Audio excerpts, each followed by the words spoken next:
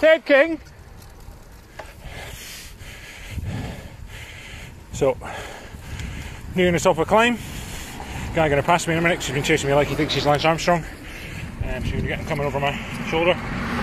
So really important, so many base layers are basically, say they're moisture wicking, say they're, I guess, thermal. For me, the issue with that, issue with all these products, is you basically got just fabrics that absorb moisture and then hold it. Don't dry very well because of the yarn and also the fabric structure, and also because of the weight. So they might feel quite warm, but as soon as they get wet, you got something wet, you lose heat 26 to 28 times faster than you do with something dry. And all that happens is they just absorb moisture, you're soaked, and you freeze. And you never ever get a chance to dry off because obviously cycling's aerobic, producing a lot of moisture no matter what the weather conditions. So the aim with the 110 base layers is to have something that's as light as we can get so that it wicks moisture quickly, so you've always got a dry layer next to the skin. Yeah, so it's all about transporting moisture as quickly as possible. Now, the reason you've got all these panels and seemingly different fabrics in the base layers, it's not random.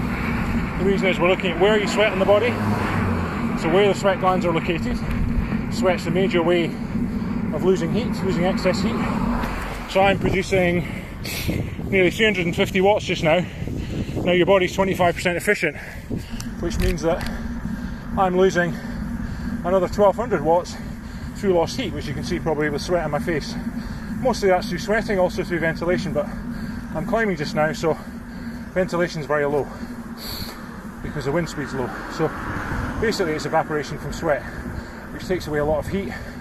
Think about a kettle boiling and how when it gets close to boiling it takes a little bit longer and longer and longer and seems to just hang there.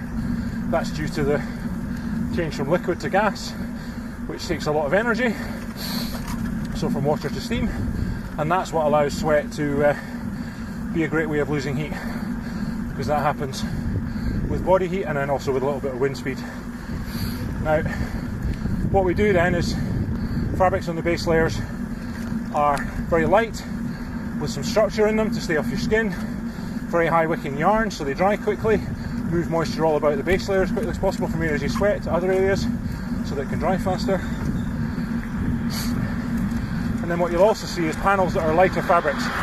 So wherever we can, we start off with a heavier fabric to give you some insulation, moisture absorption, but also use lighter fabrics in areas where you sweat more, or also in areas where you can lose heat, so we can get back with a lighter fabric. So particularly you'll see that on the back panel of the base layers, or under the arms here, so areas out of the wind.